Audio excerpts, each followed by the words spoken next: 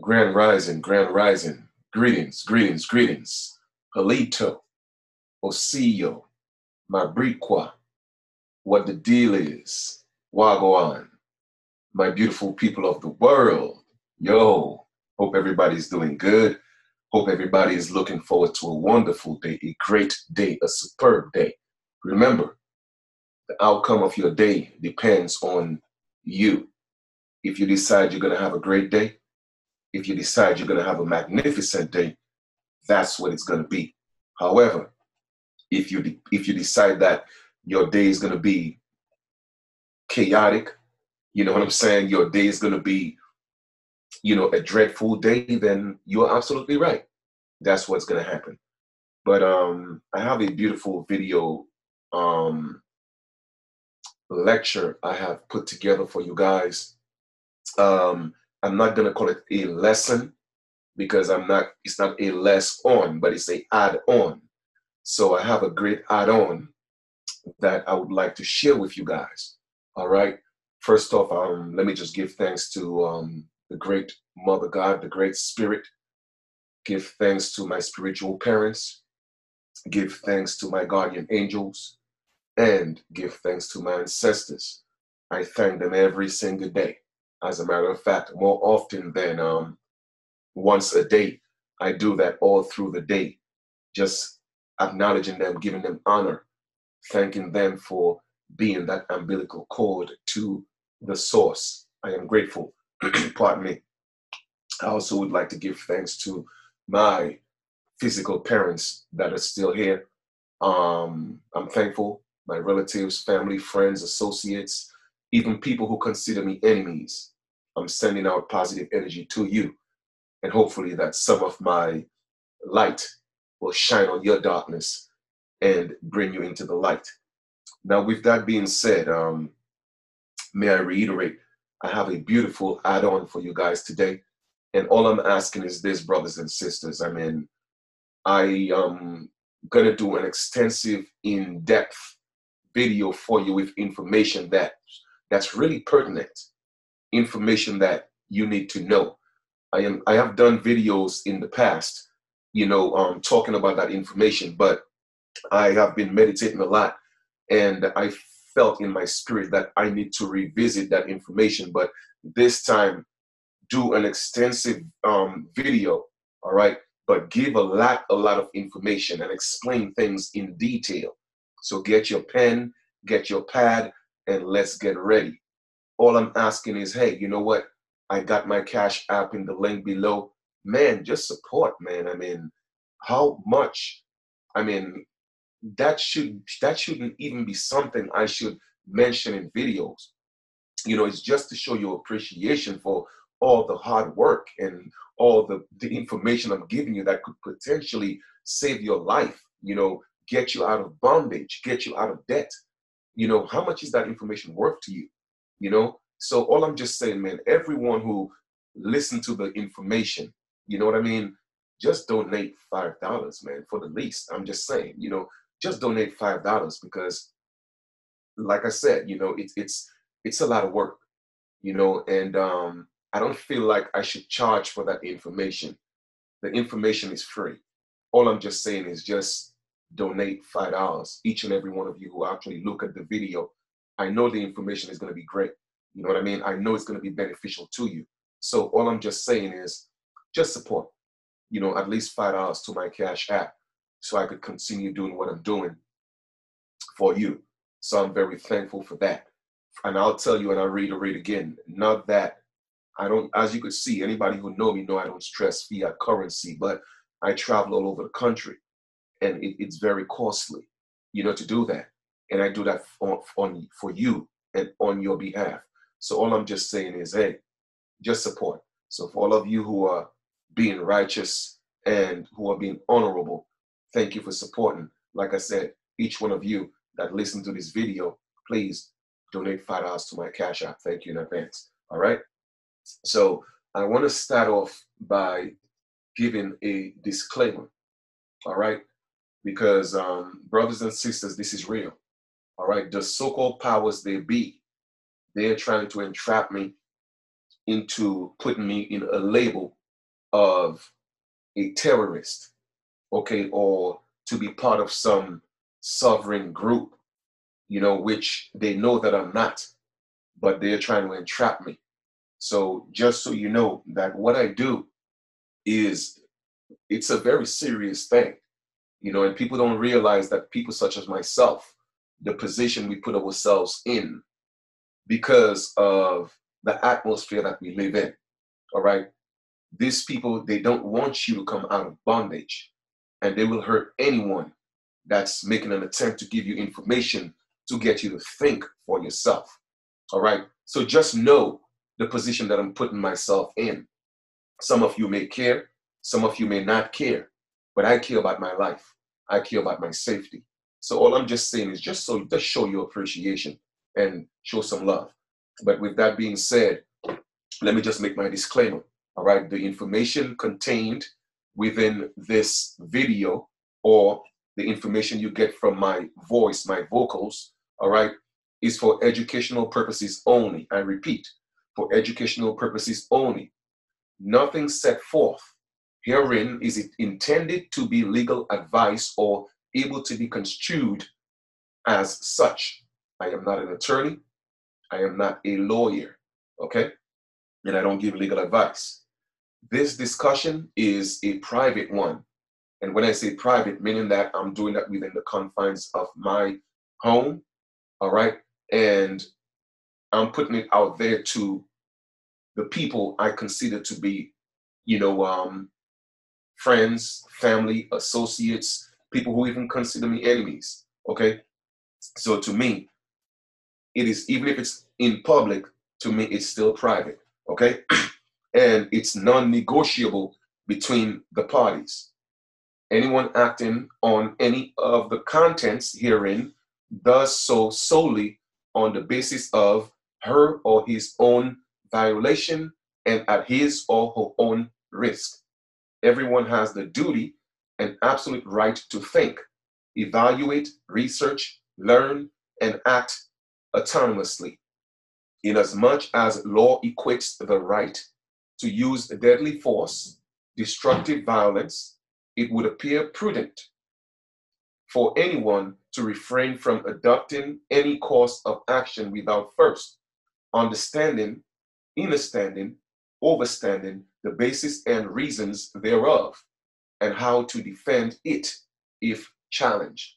So essentially what I'm saying is this information, yes, it's public information, and I do believe that everyone has a right to know, but I have to give my disclaimer. All right? Please do not skip this video and put any comments and say, well, hey, the first 5-10 minutes of the video is not important. Go to such and such. That means you're ignoring everything I said until that point, and I'm going to delete your comment and I'm going to block you from my channel. Okay? So let's get into this. People of the world, I mean, I always do videos, for my brothers and sisters, but this applies to everyone. Okay? Everyone. I don't care who you are. I don't care what you call yourself. This applies to each and every one of you. All right? People inbox me, people text me, people call me, people send me emails asking many, many, many, many questions. And it's tough, trying to get back to everybody in detail, and I try my best, family. I make an attempt to call people back and talk, but I can't do this all day, man. I can't do that, so that's why I felt in my spirit the need to do this video. So I'm going to take you back to the beginning, all right?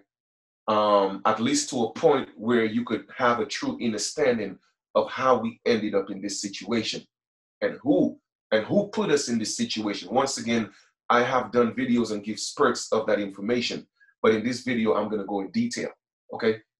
So what I'm going to do now, I'm going to share this screen with you, all right? Let me share my screen with you, and we're going to go back to the beginning of this whole mess, okay? Where am I at? Give me a second.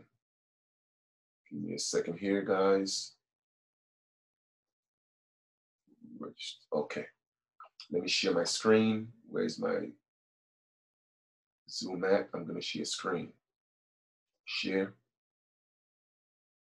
And we're going to go this one right here. Share. All right. Here we go.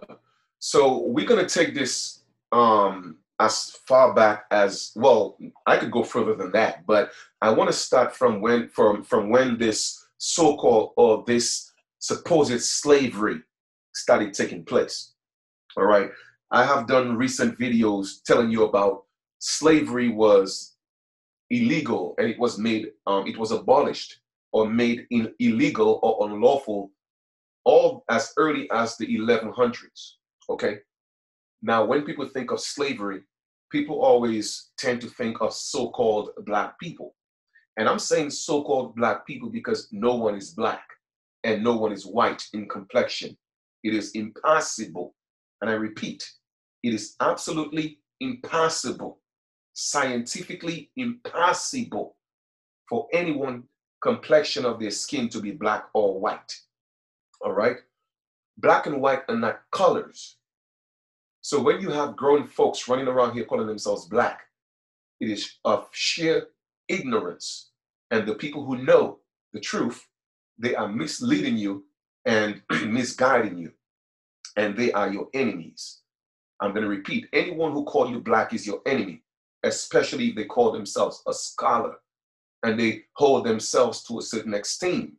That means they are making sure that you remain dead in law, because that's what all Black means. It means dead, death, to be a slave. Now we'll get into this. Let me take a drink. And not liquor, by the way, just so you know, okay? So when we talk about slavery, and we are going back to 1493, and we see a picture of Pope Alexander here. Keep in mind that the nobles of the day, okay, they were all so-called Black men and Black women. So when we speak of slavery being illegal as early as the 1100 or the 1100s, then you have to ask yourself a question. If the nobles were so-called Black, then who were the slaves? That's right.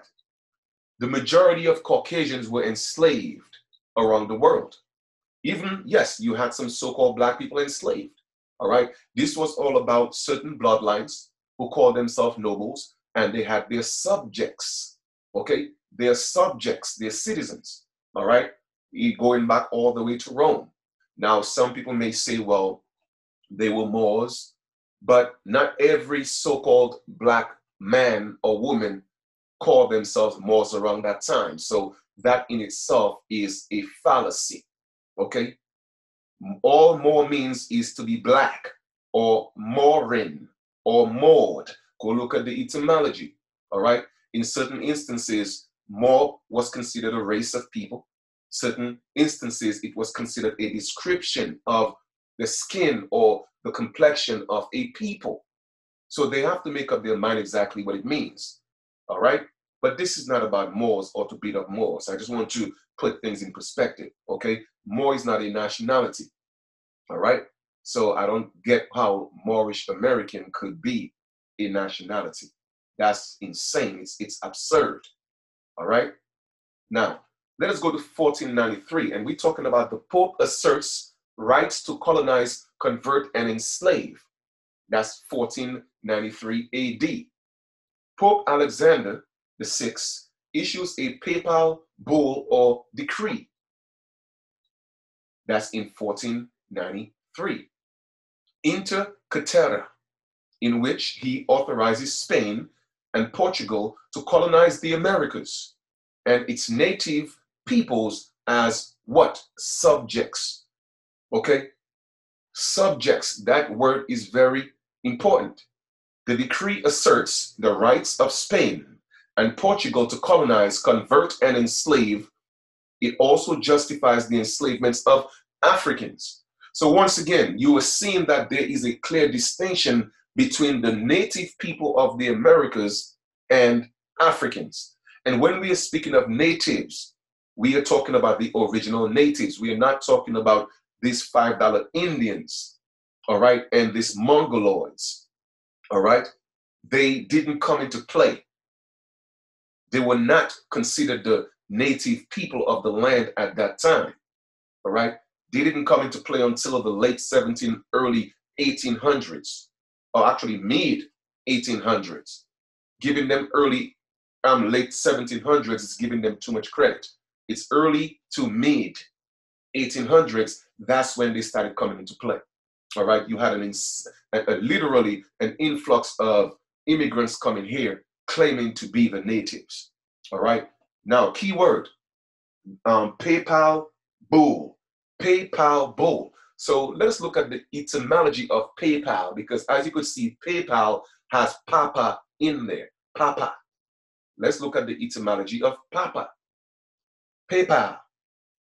All right, it says etymology, and the etymology is the root or the origin of a word. Late 14th century, and directly from medieval Latin papales, pertaining to pope. From what? From papa. So therefore, if the pope is equivalent to papa, it means that he's saying he's the father of the world. So if he's enslaving the Americas and Africans, basically enslaving the world through this decree, okay, or PayPal bull, he is insinuating that he is the father of the entire world. So basically, he made himself God. All right. What a lot of people are not aware of at that time, these so-called nobles were people who look just like us. Whether you call them Moors or not, as a descriptive term, just like how they say everybody's black. Everybody's not black, and everybody did not consider themselves black. Typical example, I never heard people call themselves black until I came into the United States. Because where I grew up, okay, where I grew up in North America, that small island called Dominica, we didn't call ourselves black because we know we were not black. We had a nationality. Our nationality was Dominican. Okay? But the point I'm making is, he made this decree to enslave the entire world. And I promise you, he didn't go into all these different parts of the Americas and Africa and say, hey, you know what? I am here to colonize you and enslave you, and people just sat around and it happened. No. So once again, just to validate everything that I've told you or brought to you in the past, it was people who look just like us who came here. And just to be fair, to the Moors, okay, they did not call themselves Moors. A group of them, yes, were Moors, but they went by their own identity, whether it was Scottish, whether it was British, whether it was Irish, whether it was Portuguese, regardless of what it was, okay, they didn't identify themselves as a color or from the complexion of their skins, all right? Just so you know, because even the Moors got caught up as slaves or indentured servants when they lost their reign in Spain, and a lot of them came here as indentured servants, as prisoners of war, okay? And that's facts. So let us read this again. Pope Alexander VI issued a papal bull or decree into Catera or Cetera, in which he authorizes Spain and Portugal to colonize the Americas and its native peoples as subjects. The decree asserts the rights of Spain and Portugal to colonize, convert, and enslave. It also justifies the enslavements of Africans. Once again, just to reiterate, they are making a clear distinction that the Americans and the Africans are two complete different people. All right? Out of our own soul, largest and certain knowledge, and out of the fullness of our apostolic power, by the authority of Almighty God, conferred upon us in blessed Peter and of the vicarship of Jesus Christ, which we hold on earth, do by tenor of these presents, should any of said islands have been found by your envoys and captains, give grant, and assign you and your heirs and successors, kings of Castile and Leon, forever together with all their dominions, cities, camps, places, and villages, and all rights, jurisdictions, and appurtenances, all islands and mainlands found and to be found, discovered and to be discovered towards the west and south by drawing and establishing a line from the Arctic pole, namely the north, to the Antarctic pole, namely the south, no matter whether the said mainlands and islands are found and be found in the direction of India or towards any other quarter. The said line to be distant 100 leagues towards the west and south from any of the islands commonly known as Azores and Cape Verde. Okay, so basically he's saying, man, listen, anything that you find, all right, we are gonna make sure we have the dominion over them, all right, including their children. Everything is ours, all right, but they are doing it in the name of God and Jesus Christ. So for all you Christians think that Christianity is something great, no, it's not, all right? Go do the research on how you became a Christian, and calling ourselves Christians in this land, all right, is an abomination to our ancestors if you're an American Aborigine. Now, don't get me wrong.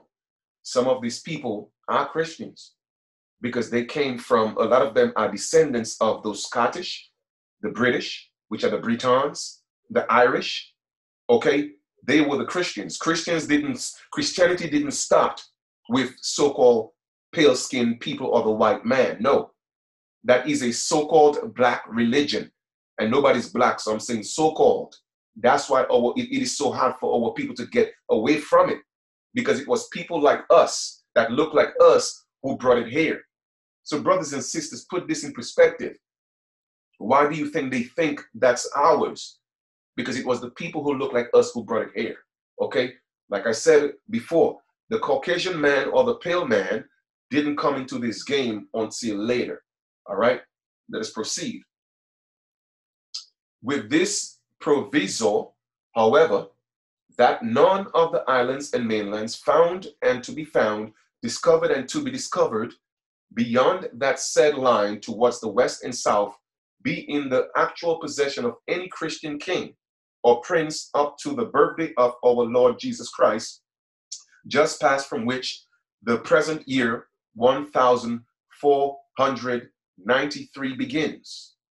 And we make a point and depute you and said heirs and successors, lords of them, with full and free power, authority, and jurisdiction of every kind. Pope Alexander VI, inter cetera or cetera. All right? So when you read the Bible again, now you could see what the Bible is really about. It's really about a bloodline of people going around the world calling themselves lords and gods, claiming to be God. All right? This is what the Bible is about, family. The Bible is not about salvation taking you to a magical or mystical heaven or hell. No, it is about them telling you what they did as lords and gods. All right? Read with understanding, brothers and sisters. All right? So just know that this is what took place. From the very inception, they said, we are going to make you slaves. We're going to come, we're going to bring our religion, we are going to enslave you, take away your spiritual practices, whatever you practice, we're going to take that away, we're going to take your land, and we're going to make you subjects of who we are. In other words, I am Big Papa. That's who I am. Remember, they look just like you and I. So that was the inception of enslaving, that first decree, papal bull. That was the first, global stamp, so to speak, of enslaving Americans and Africans, okay? Right now, we're going to go into the Cestacate by Act of 1666. So I'm kind of like jumping ahead right here, but Going back to 1493, when they came here, once again, it was people who looked just like us. They came as friends, open arms. We met them. They looked like us. We entrusted them. We gave them some land. You know, when people think that the ships of the colonizers that was wrecked at sea and we saved them, it wasn't the pale man. It was the people who looked just like us. Okay? And no, they were not all Moors. They were just nobles. They were just nobles from Britain, Ireland, Scotland, all those different places. However, when they came into our land, our people realized that the more land we gave them or we shared with them, the more that they wanted. So our people started to resist because the American Indian, okay, the blood that's in us, we're not a subservient people, okay? We in our nature, we were not meant to be subjects of anyone. We were a free people living in nature, children of the wilderness, the ones most favored by the Most High, the Great Spirit. And that's a fact. Okay, we were given or allocated the most beautiful part of the world. It is the Americas. All right, the center of the world is right here in the Americas. Okay, we were given that part of the world with the most lushness, the most beautiful rivers and valleys. All right, the land with the 4 seasons. We were allocated that because the Great Spirit found favor in us. All right, and I'm no bias. I'm just telling you what it is. That's just what it is. So when they started fighting us for what's ours, they started enslaving the American Aborigines. The first slave trade, that was the first slave trade here in the Americas. The enslavement of the American Indians. Then it went from that to the enslavement of Caucasians, white cargo. All right? So Caucasians were enslaved in the Americas even before so-called Africans. You feel me? It wasn't until the late 1700s, you know what I mean? The late 1700s, real Africans came here as slaves. So what history is telling you, it's a lie. In 1619 or 1609, it wasn't Africans who came here as slaves, no. All right? It was nobles. I'm talking about kings and princes and people of nobility. They were captives, especially when they lost their reign. Okay? Came in as indentured servants. Because once again, slavery was illegal. Okay? So let us look at the Sestakevai Act of 1666. And the reason why I'm bringing all that up and I'm taking my time to go in detail is so that you get a true and a vivid image of what I'm speaking of, how we ended up in the situation that we're in today. Because everything is based on contract, okay?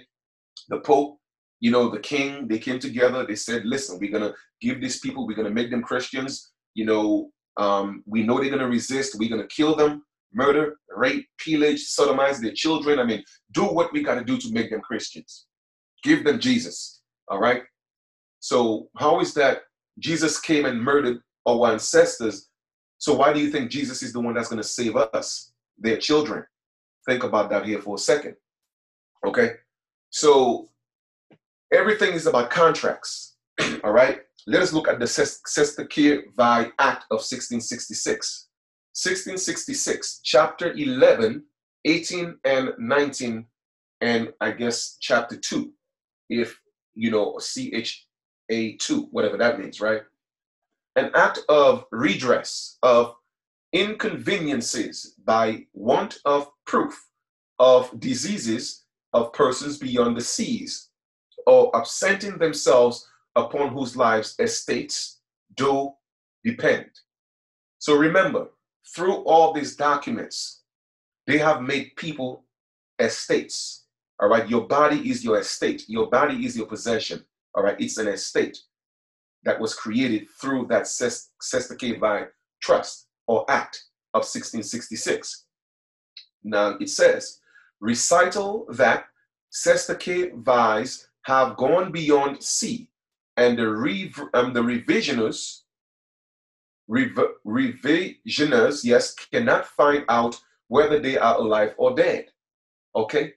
Now, I didn't look at this definition of this word right here, so this is what we're going to do. We're going to look at the definition of this word. Okay? Let us look at the definition of this word here. Let's look at the definition of that word.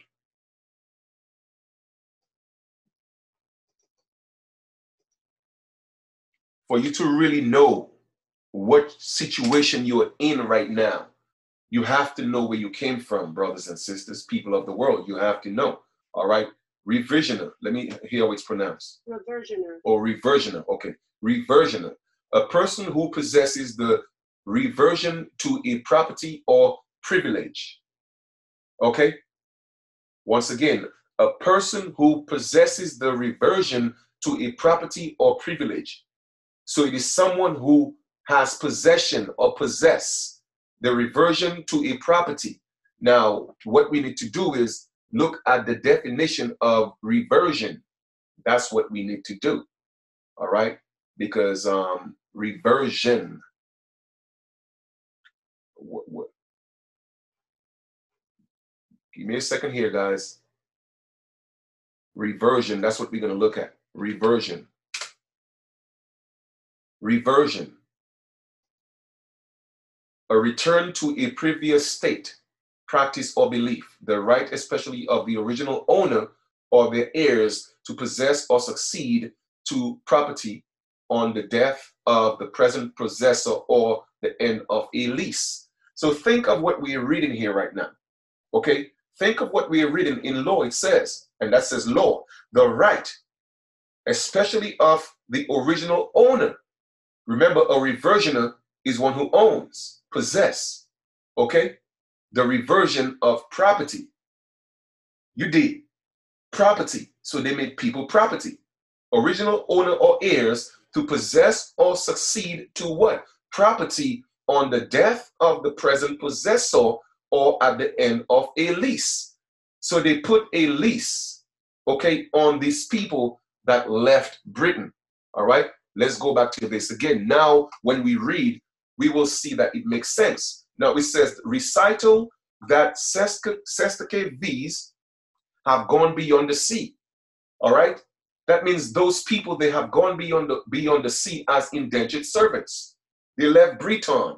They left the Scots. They left Ireland. Remember, Castile, they all came together. They were one people at some point, all right, fighting against each other.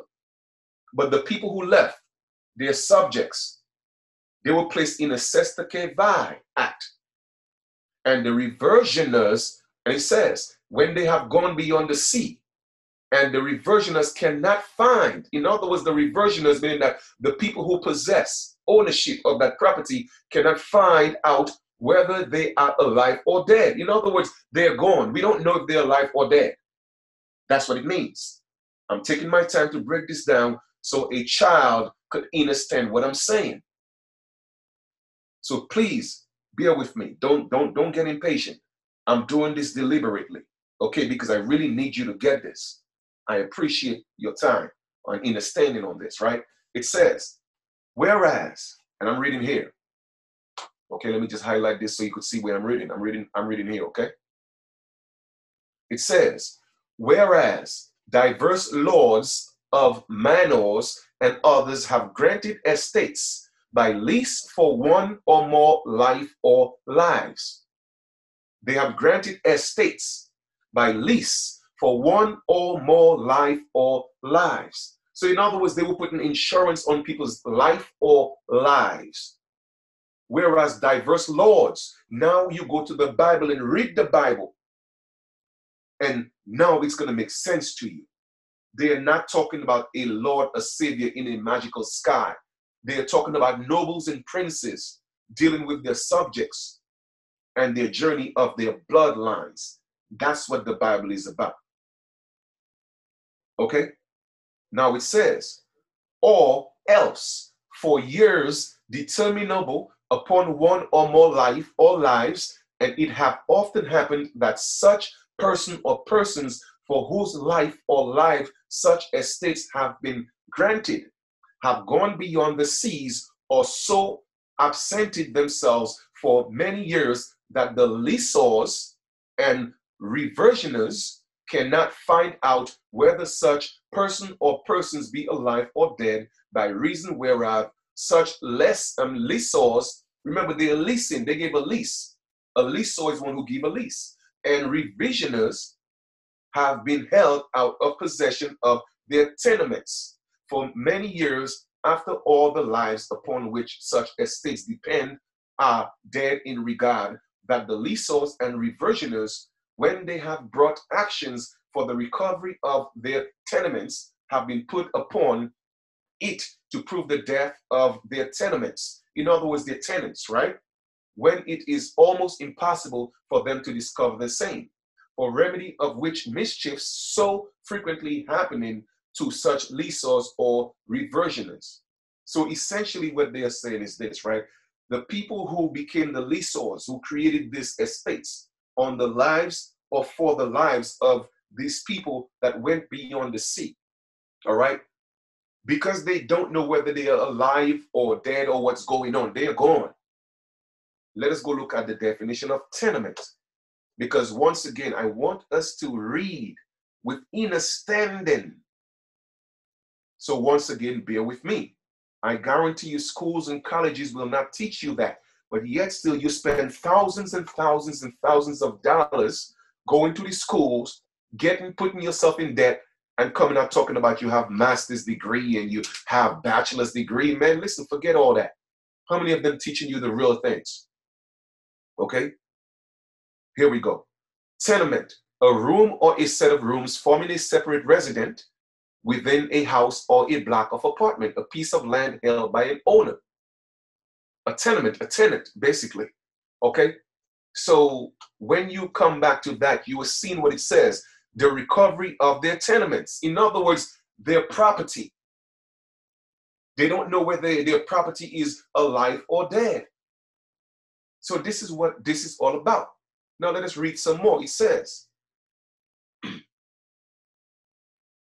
Sestake by remaining beyond sea for 7 years. Go again, read the Bible.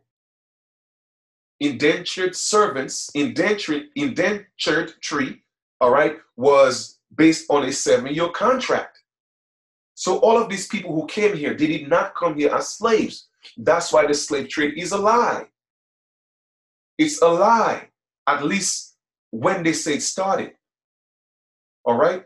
It wasn't until you had the first king, right, that came to impose religion and take over land. That's what it was about. The intention was to Christianize our people. All right, so they brought in their people as indentured servants, but also part of their armies, right? It wasn't until the late 1700s, the king of Germany at that time, they were related, that they were brothers who went against each other. You feel me? And actually, he was the one who set up the, I think, the colony of Georgia. If I'm not mistaken, it was the German king. He was dark skinned. He was a dark skinned, a so-called black man, a noble. It wasn't until then he decided to make slavery legal again. So all those people that was coming in before the 1700s, they came in as indentured servants. So that's why the slave trade is a lie. And these people did not come from Africa. All right, some came from what's called Africa, but the majority of them was British, Scottish, Irish, Portuguese, etc. All right, so once again, you are not descendants of people from Africa. However, some, yes, did come from what's called Africa. I cannot be biased. All right, let us read this again. It says, the Kevi remaining beyond sea for 7 years together, and no proof of their lives, judge in action to direct a verdict as though the Kevi were dead. Okay, so they're saying because they were gone on this journey for 7 years, indentured servantry, we don't know whether they're alive or dead, we're going to consider them to be dead. So brothers and sisters, that's why you are lost at sea. You are still dead because you became a subject of the crown. So now, instead of isolating their people from the so-called natives or indigenous people, they put everybody in a group because they became part of that papal bull, okay, of that decree. They put everybody as subjects in that bunch and say, hey, you know what, man, listen, y'all are dead at sea, because we're not going to spend all this time trying to differentiate who is who, but they know who is who. They have all the records of who came here, so they know. So we, as the indigenous people of this land, we have to get to the bottom of this and separate ourselves from this mess. And that's why I'm going in detail, to make sure you have a true understanding as to how we ended up in this situation. Okay? I'm going to read this again. Sestakevai remaining beyond the sea for 7 years together, and no proof of their life. So you are assumed to be dead. So even when you have your babies, once your babies are born, birth certificate come in, boom, you just committed murder on paper. You killed your baby. Now your baby is considered to be dead. Okay? Read again here. It says, judge in action to direct a verdict as though Sestakevai were dead. Let's read here now. If such person or persons for whose life or lives such estates have been or shall be granted, as aforesaid, shall remain beyond the seas or elsewhere, absent themselves in this realm, by the space of 7 years together, and no sufficient and evident proof be made of the lives of such person or persons respectively, in any action commenced for recovery of such tenements by the leaseholders or reservations, in every such case, the person or persons upon whose life or lives such estates depended shall be accounted as naturally dead. So they're saying that the tenant, you, the property, all right, if no action is taken or commenced to recover, or, you know, your possession or your estate from the leasehold or the revisioners, the person who have possession of your tenements or your estate, if you don't do that, it is saying what? It is saying that you would be accounted naturally dead. Okay, naturally dead. Let us proceed. And in every action brought for recovery of said tenements by the leaseholders or revisioners, there is or assigns the judges before whom such action shall be brought, shall direct the jury to give their verdict as if the person so remaining beyond the seas or otherwise absenting himself were dead. So when you go to court, brothers and sisters, you are dead. So the verdict, the judges, what? The judges before whom such action, any action, shall be brought, shall direct the jury. So the decision is already made because you are dead. Their verdict as if the person so remaining beyond the seas or otherwise absenting himself were dead. That's why when you go to courts, you are being tried in a what? Admiralty court. Okay? The court of the seas. Because now you have gone beyond the seas. So you are already dead on the water, dead on arrival. Now you see why you cannot win and you don't win in court, because you are already dead. That is the decree, the papal bull. All right? The leaseholders or the reversioners, you are the tenant, you are the possession, you are the subject. So any claim that they bring against their tenants or their subjects, they are going to win because that's their property. Because the tenant or the subject is dead and haven't put on record that they are alive. They are dead. Dead men tell no tales. Okay? Man, I hope I'm breaking this down enough so you guys could understand what this is. Let us proceed. If the supposed dead man proved to be alive, then the title is revested. Action for mean profits with interest. Man, this is very important. I guarantee you nobody is breaking this down like Chief Kalinago. Nobody, because I've never seen it. Never seen it. Okay? Let us look at the definition of revested. Revested. Definition. Meaning.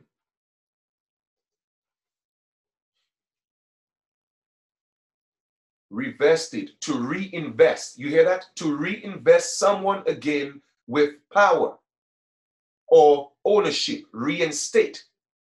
Now, this is crucial.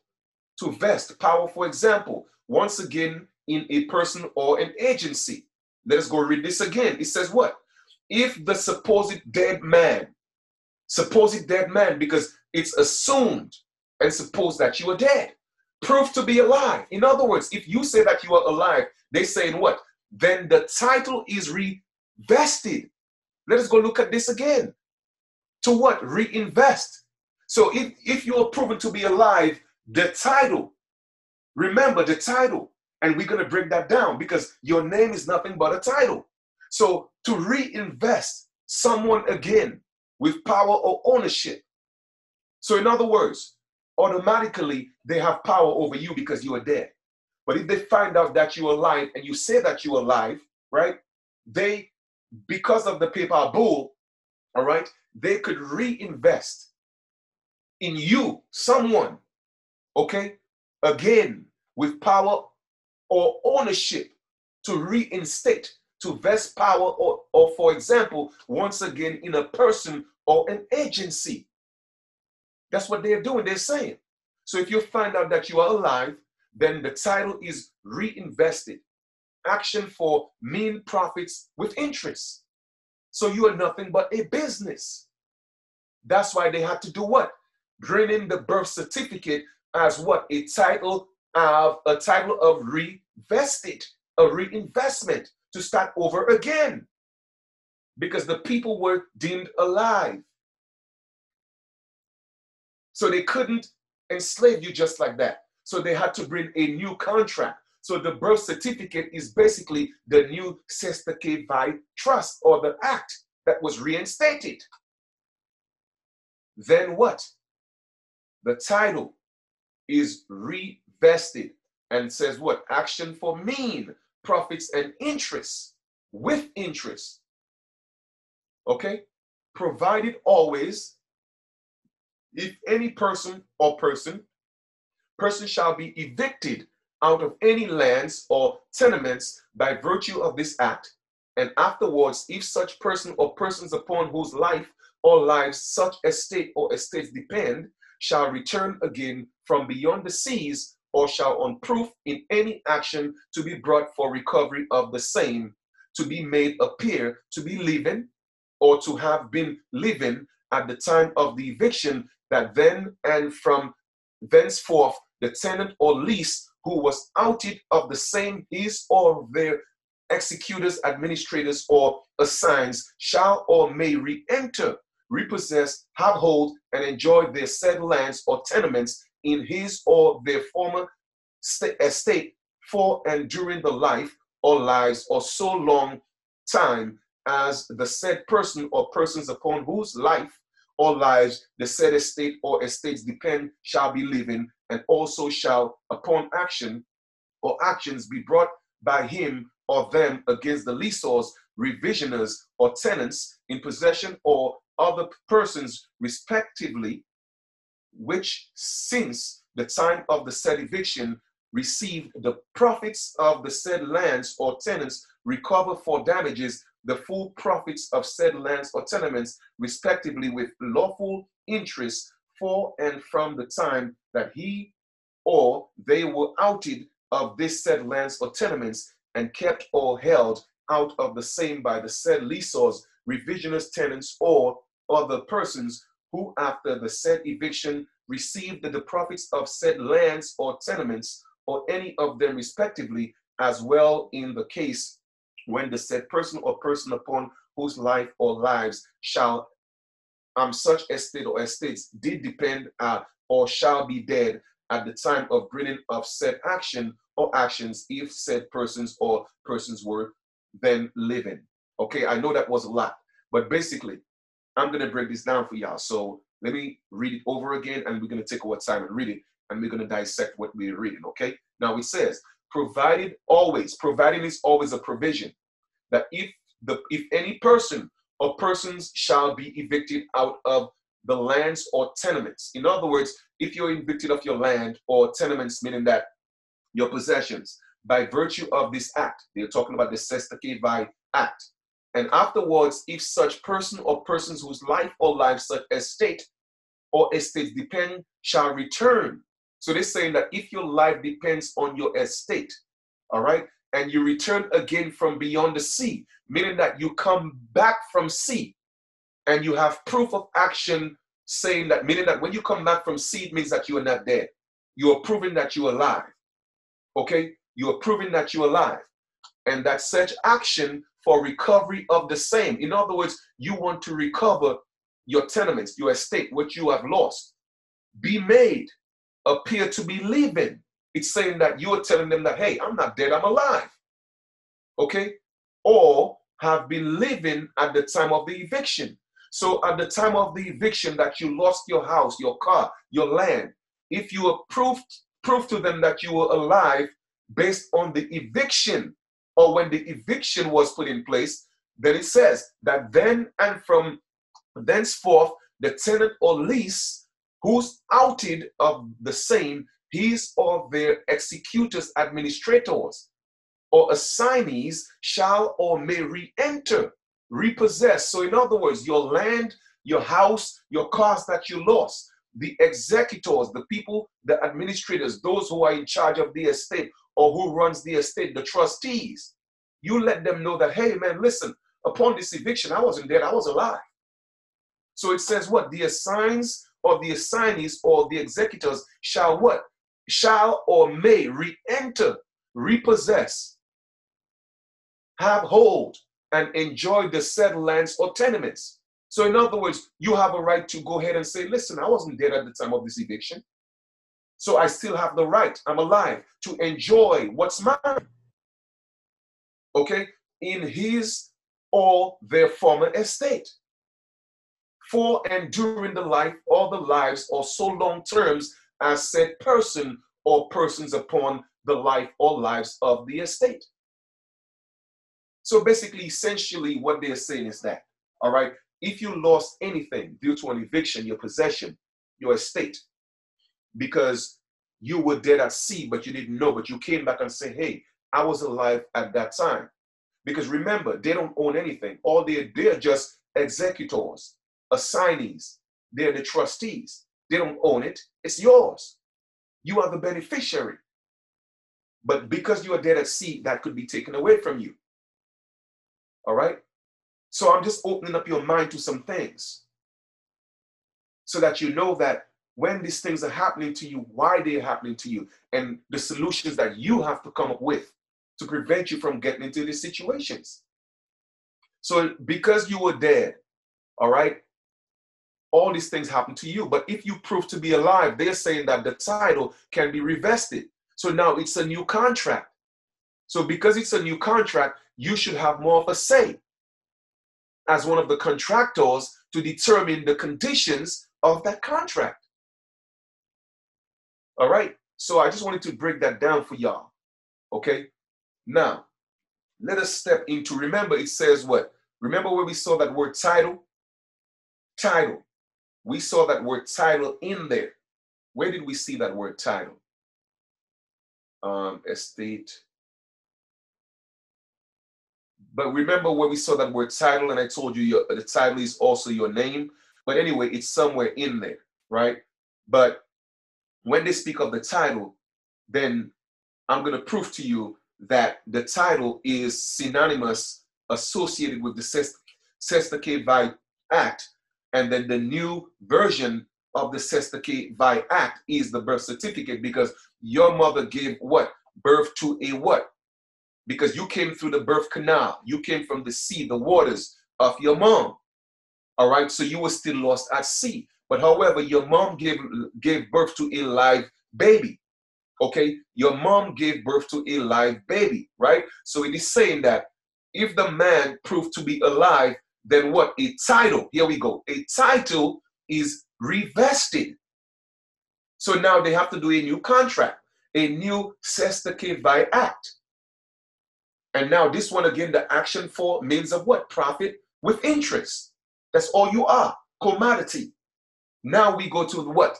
The Minnesota court rule talking about the birth certificate, the new Sestake Vi Act, because that baby came out of the waters of their mom from sea, but that baby is alive. It is proven to be alive. So now what we have to do, we have to revest.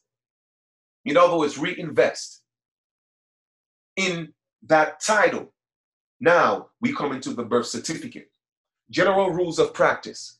Rule 220, birth certificate. The registrar of titles. Where did we see that words again before?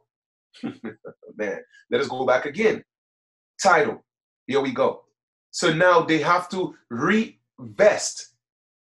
What did we say revest was? Look at it. Revest, revesting, revest. To reinvest, to invest someone again. What does again means? Meaning that it was done before. What was done before? The Sestake Vi Act. So, seeing that the baby is born, they have proved that the baby wasn't lost at sea. The baby came from the waters, but the baby came in alive. So what they have to do, they have to revest the title. Let's do it again. With the power of or ownership, reinstate. It is nothing but ownership. To what? To vest power, for example, again, here we go. Once again, in a person or an agency. No matter how you look at it, you are a person, a legal person, or you are an agency. That's all you are. But you have to detach yourself from that agency or that legal person and become the agent for that agency. Hence, the matrix, Mr. Smith. So let us go back here. We see that word, title. Where did we see that again? Boom. Here we go. Birth certificate. It's a title. Okay, so it says what? The registrar of titles is authorized, okay, is authorized, assignees, executors, all right, to receive for registration of memorials upon any outstanding certificate of the title and official birth certificate pertaining to a registered owner named in said birth certificate of title, showing the date of what? Of birth said registered owner, providing there is an attached said birth certificate, an affidavit of an affiant who states that he/she is familiar with the facts recited, stating that the party named in said birth certificate is the same party as one of the owners named in said certificate of title, and that thereafter the registrar of titles shall treat said registered owner as having named or having attained the age of the majority at a date 18 years after the date of birth shown by said certificate. I'm going to break this down. It's a little early, so give me a second. Just drinking some juice again. Okay?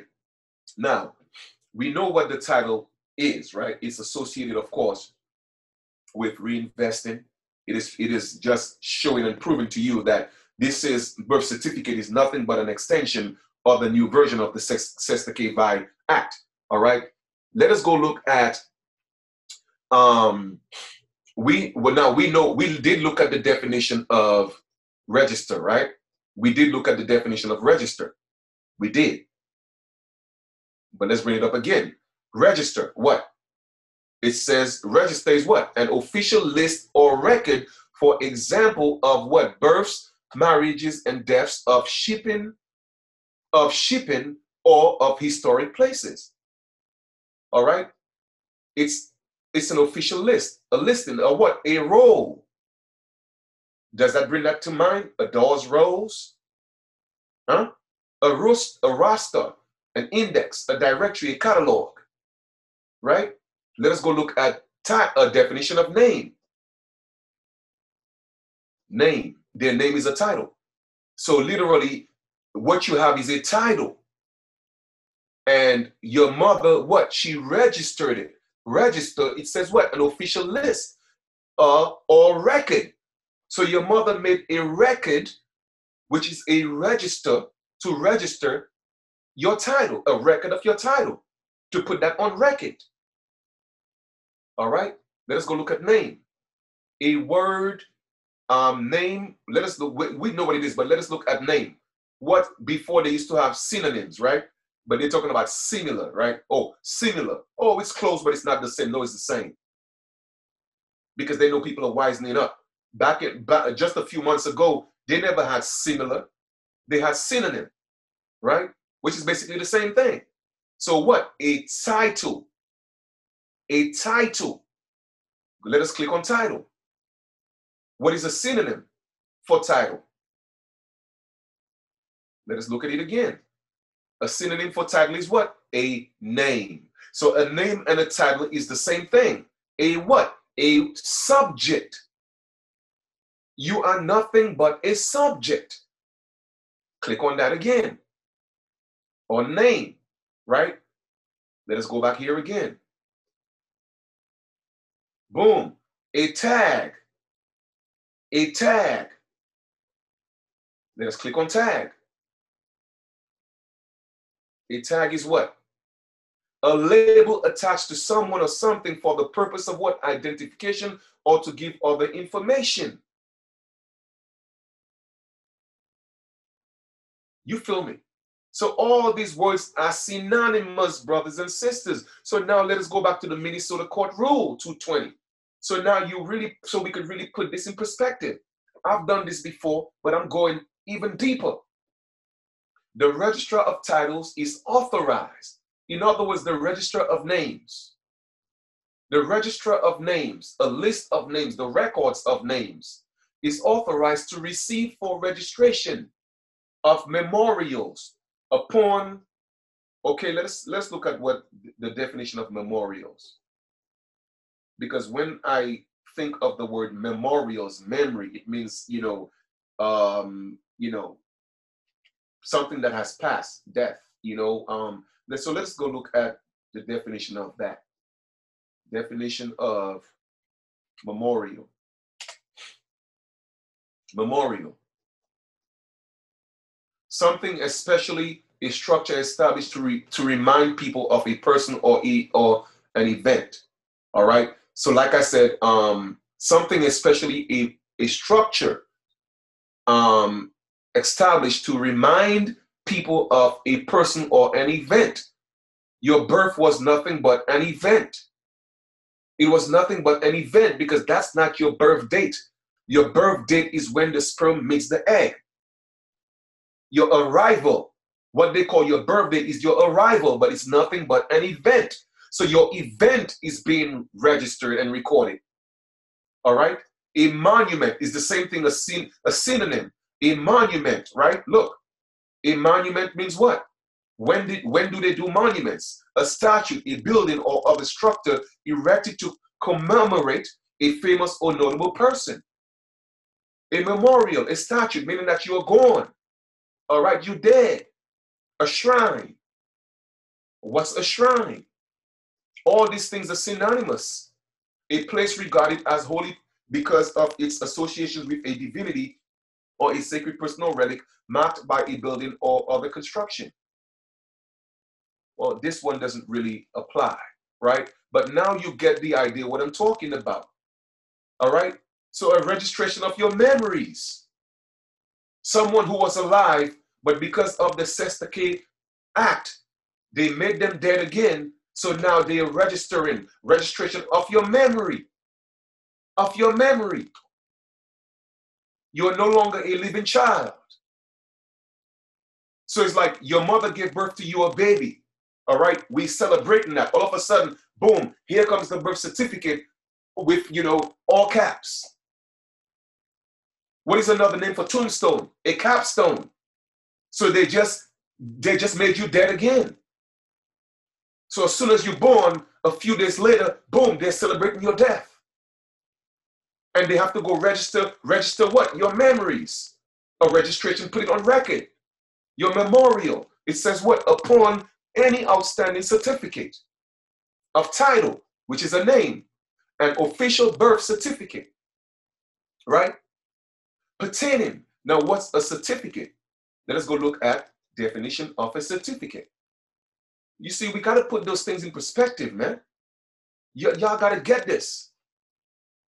Y'all got to get this. And like I said, please support, man.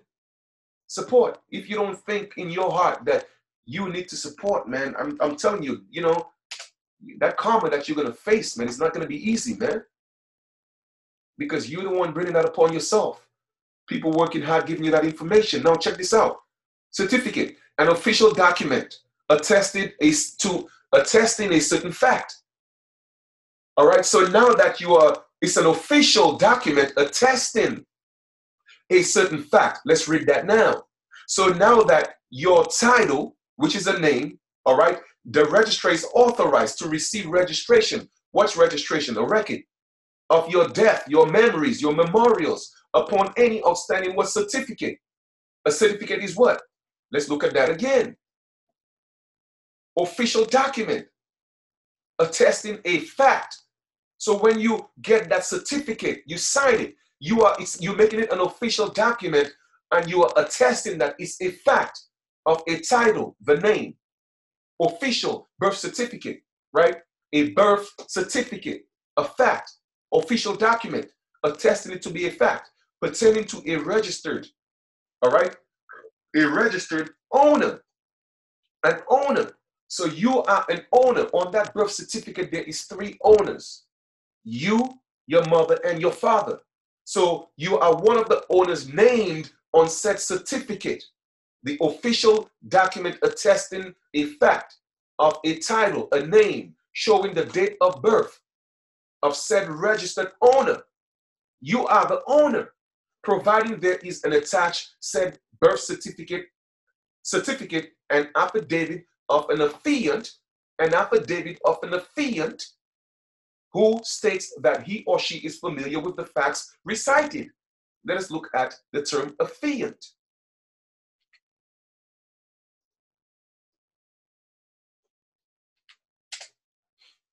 Affiant. Affidavit. An affidavit is what? A written statement confirmed by oath or affirmation for use as evidence in court. So an affiant is someone who is writing or presenting an affidavit.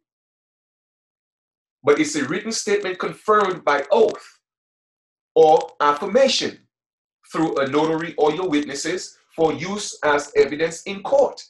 So therefore, an affidavit, so you being one of the owners, you are supposed to attach an affidavit.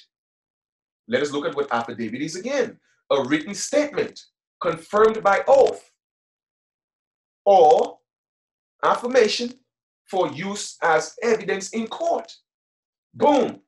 So you're going to have an affidavit attached to that certificate, naming you one of the owners, all right? And it says what? That you are familiar with the facts recited. In other words, you know exactly what you are talking about. Don't just do it just because. No, you want to be able to articulate it. And saying what? Stating that the party named in said birth certificate, the party named. Isn't the name the same thing as title? Title, name. So therefore, it is not you. That name that you call yourself is not you. It's not your name. It's a title. But you are what? The owner of the title.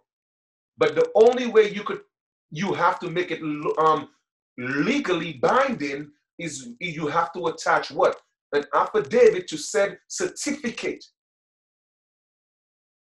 What's an affidavit again? A written statement confirmed by oath or affirmation for use as evidence in court. So there you go. So now you're saying that you're one of the owners. You are familiar with the facts recited, and that you're one of the parties of said certificate, or one of the owners in said certificate of title. So your mother could do this, your father could do this, and you could do this as well. And it says what? And that thereafter the registrar of titles. In other words, the people at the registrar of titles of names shall treat said registered owner, treat you as having attained the age of majority at the date of 18. So in other words, if your mother do it for you, by the time you turn 18, they're supposed to treat you as the majority and not a child, a minority. 18 years after the date of birth shown by said certificate.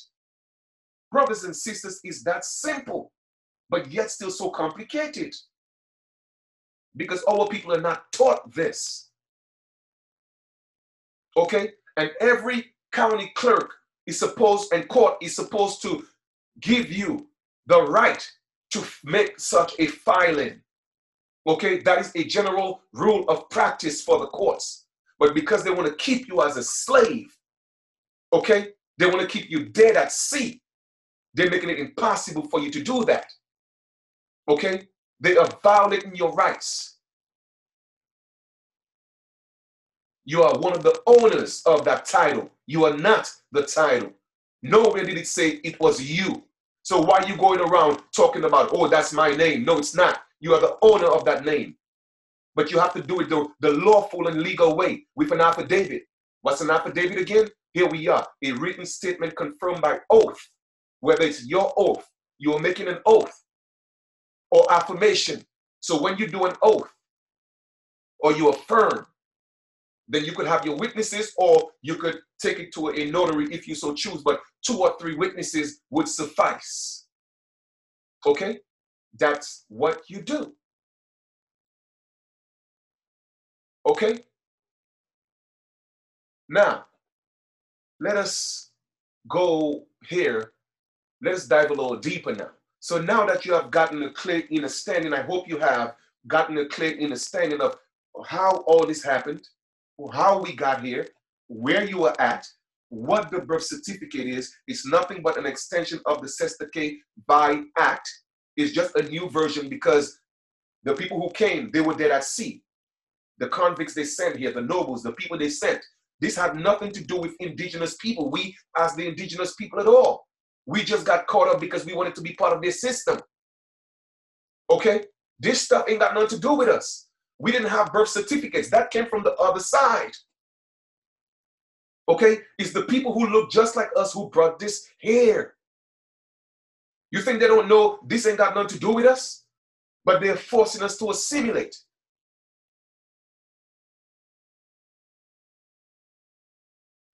Okay? Now, let us proceed. Here we are. Boom. I just know I read Minnesota Court Rule. Where's that other document at? I think this is it. Okay, now I'm not doing transmitting utility just yet. I have another document. Where did I put it at? That's transmitting utility. No, give me a second here, guys. I know I had another document up. Oh, here we go. Here we go. Here we go. All right. So now we are coming down into some more of the meat of things. All right. The United States have been bankrupt since 1933. And what was instituted was the HJR 192. All right. So we're going to read a little bit about that to show you how these people are playing games, because there's no money. All right. There's no money. Yes, it's money is just another way for the battering system, so to speak. Okay. You give me something, I give you something. But it's not backed by anything. So let's read a little bit. Okay. Here we go. Before HJR stands for House Joint Resolution. just so you know. Before House Joint Resolution 192 was passed, Executive Order 6102 was signed into effect by President Roosevelt. This executive order required all gold and gold certificates to be surrendered to the federal government by May 1st, 1933. House Joint Resolution 192 was then passed by Congress on June 5th, 1933. This law was passed to do away with the gold clause in the Constitution and in all public and private contracts, all right? Essentially what they are saying is that gold and silver was essentially, the means of currency. So they made it illegal for anybody to use gold, and everybody had to surrender their gold by May 1st in 1933. Now, the people they are talking about, everybody, it was we the indigenous people, because we owned the land. We had all the resources, all right? So now once you go back to the movie Robin Hood, okay, came from the other side. They came from Britain, all right? So they were the nobles and convicts who came here, and they were robbing the hood, the indigenous people, of their gold and giving to their poor, which is the people that came here. They came here as indentured servants. So at that time, the rich people of the land was us. We still owned the land. We still had allodial title. We still had aboriginal title of the lands and the gold. If you have the title of the land, obviously what's on the land belonged to said people. So we had the wealth. So what these Britons were doing, this Robin was doing, they was coming to the hood, robbing the hood, and taking it back to their peoples. Brothers and sisters, man, open up your eyes and see what's going on. They're telling us our story, how they was robbing from us. Okay?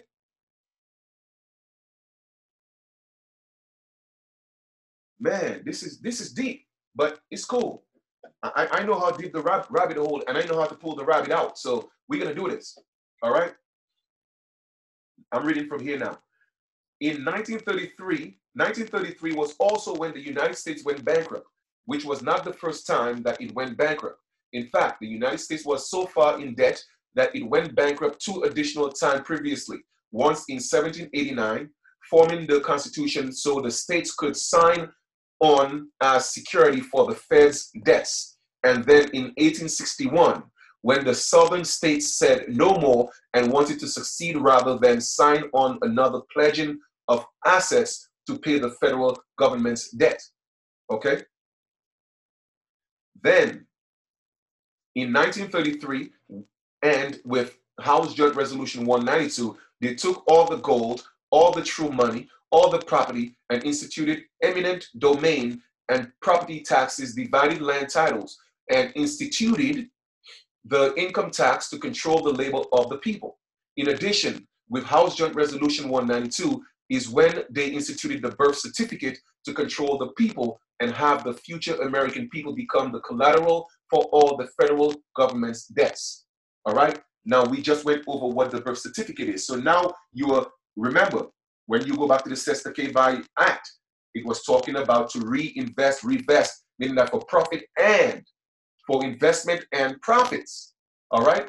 So that's what the birth certificate is all about. Now you see I'm tying everything together. All right? Now it says, yes, that's right. Your birth certificate is the what? The title. We just went over that again. I broke that down. All right? To your body. And it has been pledged as an asset. So when you register it, you are giving up ownership like just your car. The title is the same thing as name. We went through that.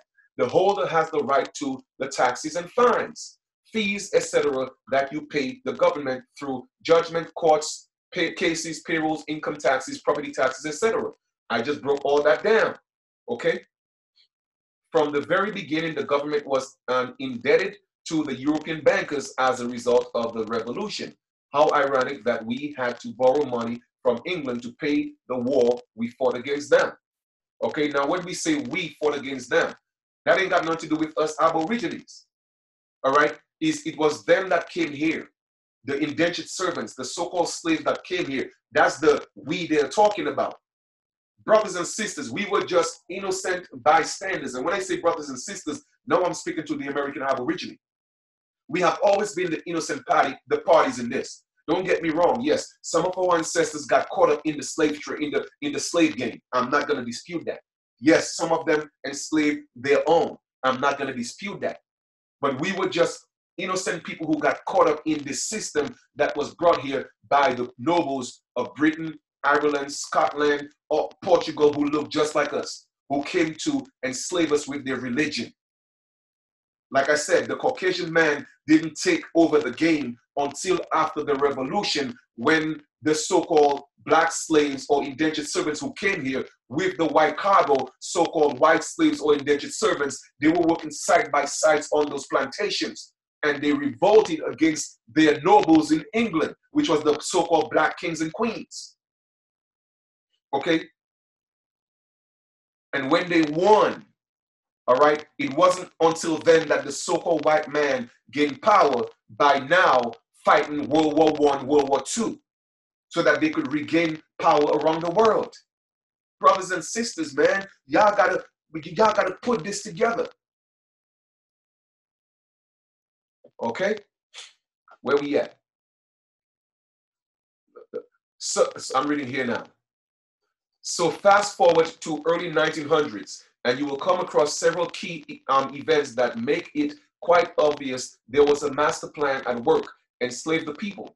If you read the book named the Creature or the Creature from Jackal Island, you will become intimately acquainted with the happenings in the year 1910, when 6 men who were either elite bankers and or politicians met in secret in a place named Jackal Island.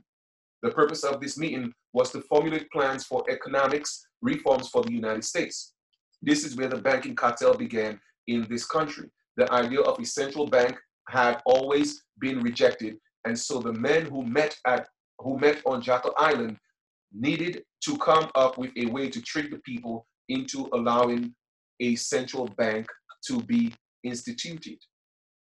3 years later, in 1913, President Wilson signed the Federal Reserve Act into effect, which is the current central bank in the United States, even though it is actually not governed by any agency of the federal government.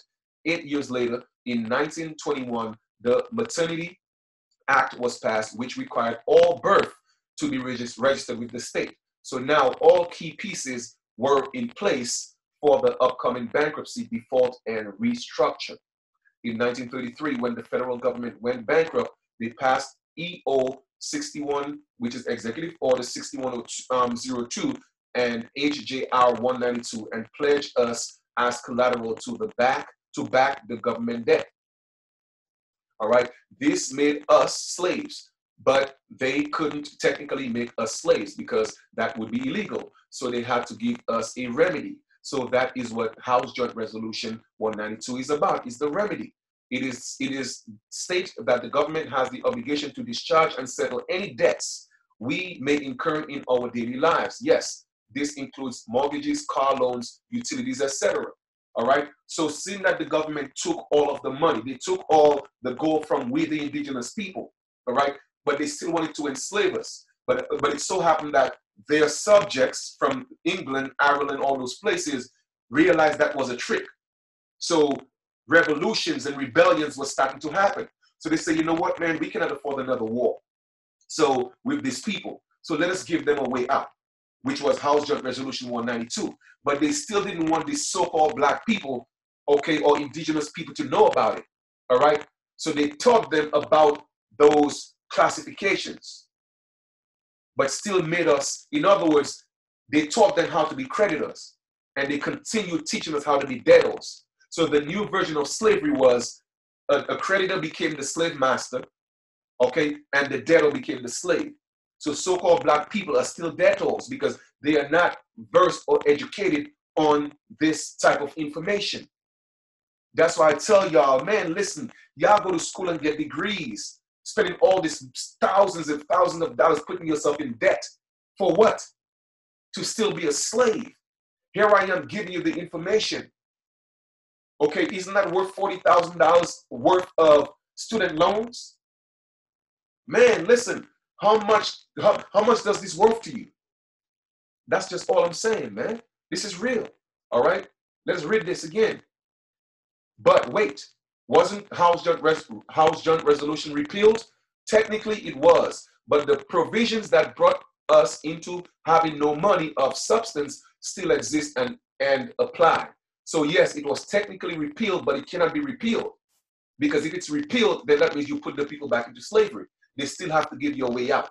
So seeing that the provisions that brought us into that situation, in other words, a state of bankruptcy, no money, or money with no value, it still applies. All right. In other words, we didn't go back to using real money, gold or silver again. And therefore, the maxim of whoever brings the obligation must bring the remedy. Okay. So if they give us an obligation, they have to what? Bring a remedy. All right. It still applies. So the government still has the fiduciary duty to discharge and settle your debts, because we still don't have access to money of real substance. All right. And because the USA is still in bankruptcy mode, so the Secretary of Treasury is still the what? Receiver in a bankruptcy. Your birth certificate is still a bond, and your debts are still prepaid by your future labor, property, and taxes that they are assuming the administration of as office of executor of the estate of all caps John Doe name. All right. Once again, all caps mean that you are dead. Capstone, tombstone, right? It's an estate. All right. They still hypothecated the birth certificate, hypothecated the birth certificate, and made billions of the birth or naturalization of every new citizen. In fact, in every court case over 70,000, there are newborns created and traded off your birth certificate. So even when you're naturalized, okay, a bond is created, okay? Now, okay, so now that we know this information about House Joint Resolution, can we just write something like discharge according to House Joint Resolution on a bill and call it a day? A lot of people think you could just discharge things and that's it. Well, no, it is not that simple. The short answer is no. We cannot just simply scribble some words at a 45-degree angle like a lot of these people going around telling you, like other gurus are teaching, across a bill and think that we are done and we never have to pay Federal Reserve notes for our bills ever again. This is why those who are not fully informed call this the House Resolution 192 scam, because it isn't easy breezy. Wham bam, thank you, man. The fact of the matter is, this is just the tip of the iceberg, and the rabbit hole goes far deeper than any of us ever imagined. If you really want to change if we really want to change our lives, it will take massive amounts of studying and a healthy dose of trial and error. We need to educate ourselves not only on the history of how this all came about, but also stay on the forefront of new technologies that can be used to change our status and obtain our remedy as close to 100% of the time as possible. All right. So people of the world, brothers and sisters, know that all your debts are already paid. You see what I'm saying? All of it is already paid. And that's why I tell people Trump is giving power back to the people, but people are so caught up in the emotions. Oh, and Democrats is the best and Republicans is the best and this and that. Man, listen, didn't they tell you left wing, right wing, they're the same bird? They're the same people. It's just that Trump is a businessman because, hey, it's a business. Like I've shown y'all before, the United States is what? And don't take my words for it. Let's go and look at it. Title 28. Title 28, Section 302. Those are not my words. That's coming from them. All right, that's their codes. Title 28, Section 3002. Let's go down to subsection 15. All right, subsection 15 or section 15, subsection A. Let's go all the way down right here. That's not coming from me. That's in their codes. It says what? United States. United States means what? A federal corporation. That's not coming from me. That's from them. Those are their own words. Okay, so it's all about business. So who do you think is the best man to run the corporation a man who's one of the men that's so used to bankruptcy so many times, but yes, still he's successful. Trump.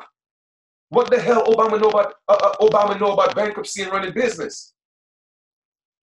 So you see, but because people don't get what this is all about, they get caught up in their emotions. You go into the poll and vote for a president, you're not the one letting them win. Your vote don't count. It's a corporation, it's a business. Okay? When you look at a business, it's not the people who pick the CEO of the business. No, it's the owners of the business. So what makes you think your vote is putting a president in office? Trump is a businessman. He's used to bankruptcy, and he still came out on the other end becoming successful. And he knows the only way to make America great again is to give the people back the power. Hence, I spoke about the executive order that he wrote. All right, more transparency. Okay, that executive order right there. More transparency. When you go dealing with these agencies, they have to let you, they have to be transparent. Okay? They have to let you know all the details of the contracts. They have to let you know that you are the creditor. Okay, you are the creditor, not a debtor, because they're not lending you any money.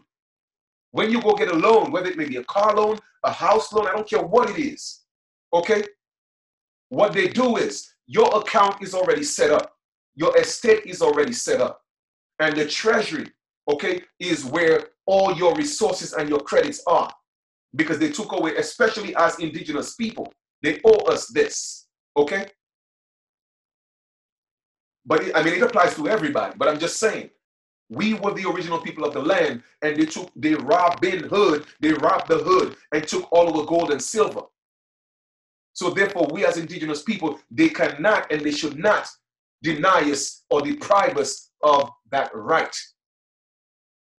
So the treasury is in place, okay, to say, well, hey, we took the gold and silver, now we have an open line of credit for y'all.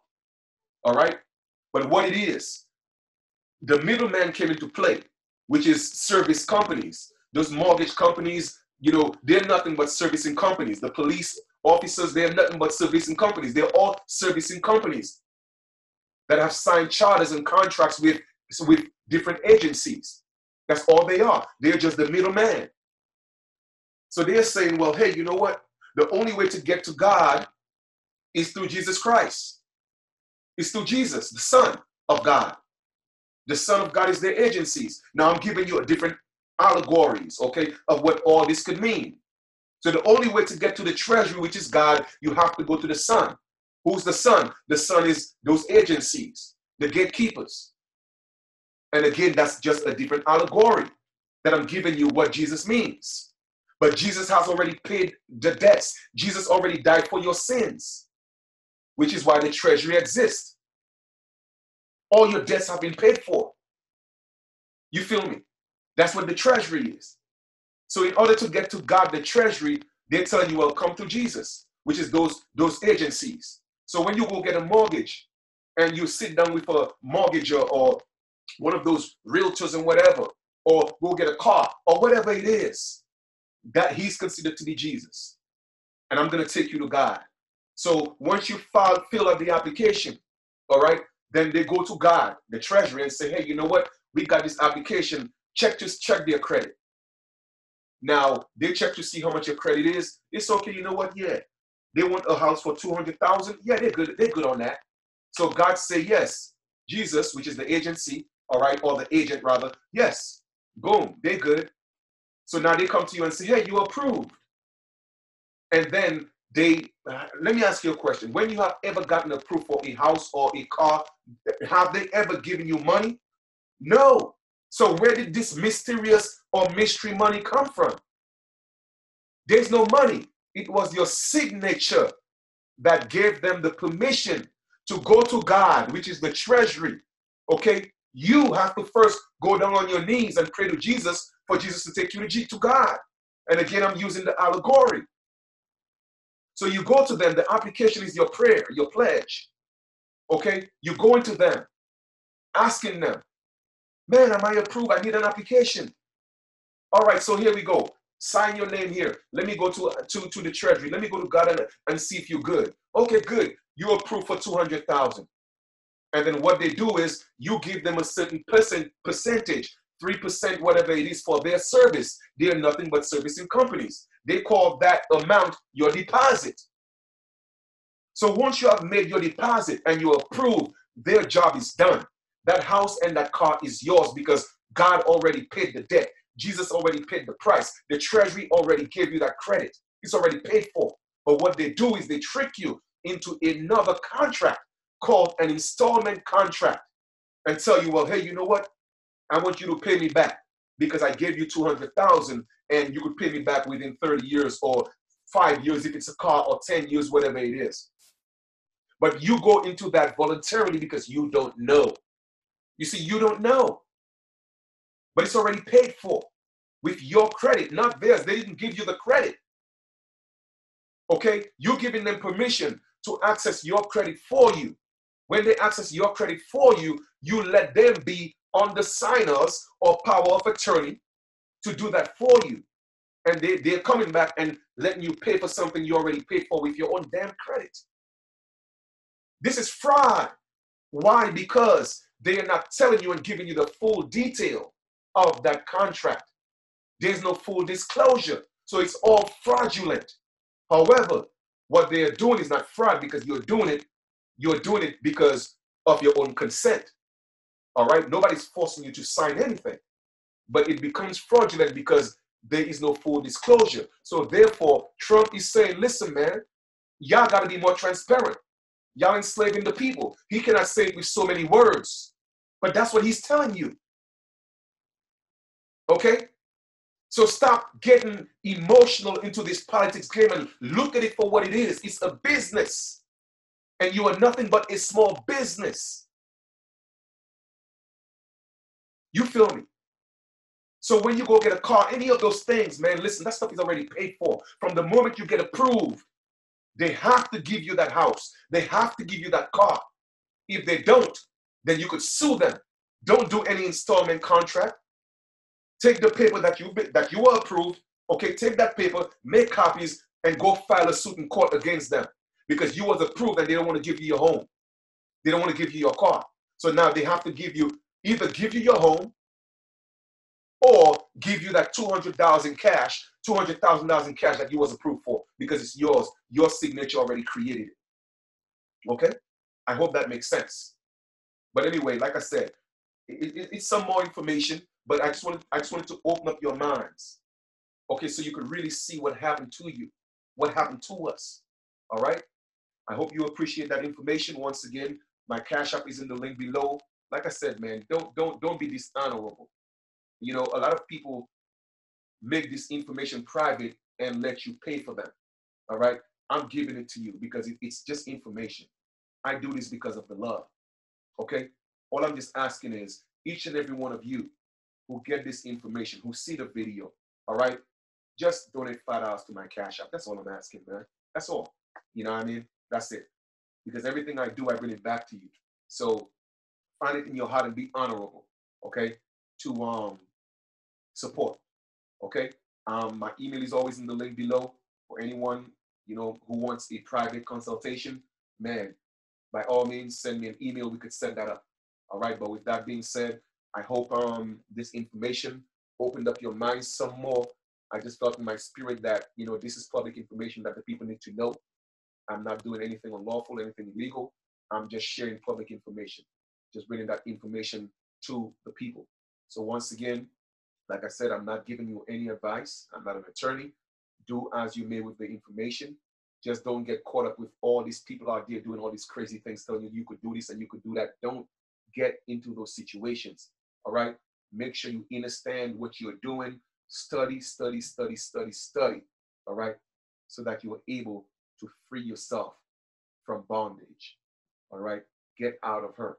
Remember, that name, that title is the same thing that's on that birth certificate. It's not you. However, you are one of the owners. It's your property. And no one has the right to tell you what to do with your property. Okay? That's your estate. With that being said, may the ancestors continue to guide you all, protect you all, guide me and protect me.